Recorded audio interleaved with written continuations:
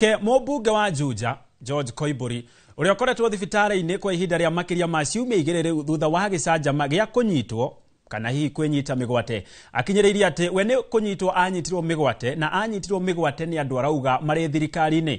Kũhetũkĩra mbica iria cironeka kuoywo na njĩra ya thimũ ũmũthĩ arĩ thibitarĩ, Koimbũri nĩateanĩirie ndũmĩrĩri ya rũhonge rwa borithi ya kuuga atĩ nĩwe wenyitire mĩgwate, akiuga arĩa maranyitana mĩgwate marĩ thirikari-inĩ.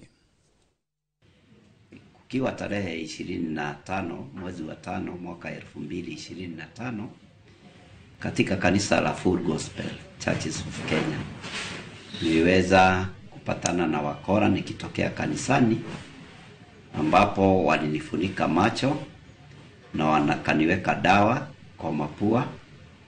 Kisha siku ambayo ilifuata nikajipata katika shamba la kahawa.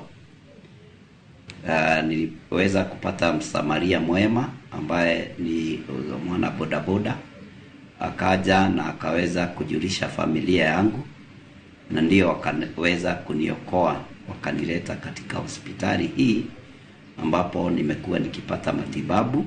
Nikilaani kitendo hiki ambacho nimetendewa, nikilaani maafa yote ambayo yametendeka kupitia wahuni hao ambao wanatembea Kenya yetu. Ni janga ambalo nimelishuhudia, nikiambia Wakenya tuendelee kuombea taifa letu, tuendelee kuombea serikali letu, na pia tukiomba serikali la Kenya liangazie mambo haya, sababu wahuni wakora wameingilia na kuteka nyara watu, nikiwa mmoja wa wale wako na ushuhuda ya kwamba watu wanatekwa nyara katika taifa letu na kisha wanajipata wakiwa pahali pabaya.